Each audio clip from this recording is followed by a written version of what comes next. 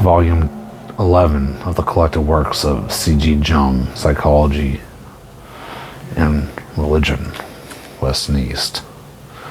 Psychological Approach to the Dogma of the Trinity, published in 1942 and 1948. Chapter 3, The Symbola. Subset 3 of Chapter 3, The Symbola, called the nicaenum. Trinitarian speculation had long passed its peak. Oh no, we're not even in 3. I'm sorry. Excuse me. I'm in 2. The Symbolum of Gregory Thaumaturgus.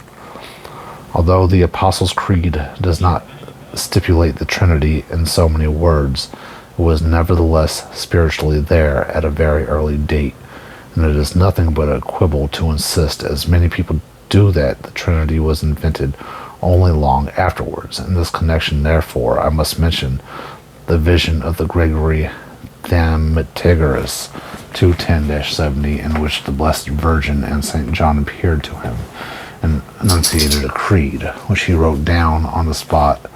It runs: One God, Father of the living Word, of his self-subsistent wisdom and power, of his eternal likeness, perfect begetter of what is perfect, Father of the only begotten Son, one Lord alone of the alone God of God, veritable likeness of Godhead, effectual Word, comprehensive wisdom by which all things subsist, power that creates all creation, true Son of the true Father, unseen Son of the unseen Father, incorruptible of the incorruptible, deathless of the deathless, everlasting of the everlasting, and the only and one Holy Spirit, having existence from God and appearing through the Son, image of the Son, and imperfect image of the perfect Father, life and cause of life, holy fount, ringleader of holiness, in whom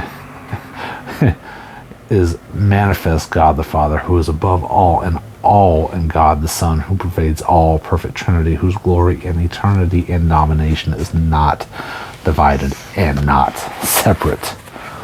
The Trinitarian Creed had already established itself in a position of authority long before the appearance of the Apostles' Creed, which is far less explicit. Gregory had been a pupil of Origen until about 238.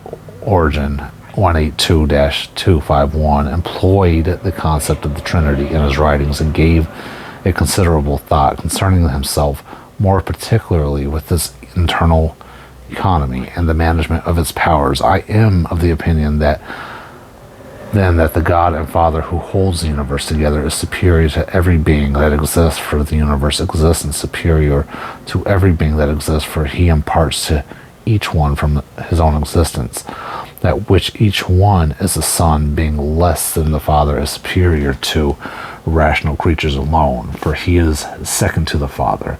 The Holy Spirit is still less and dwells within the saints alone, so that in this way the power of the Father is greater than that of the Son and the Holy Spirit, and in turn the power of the Holy Spirit exceeds that of every other holy being.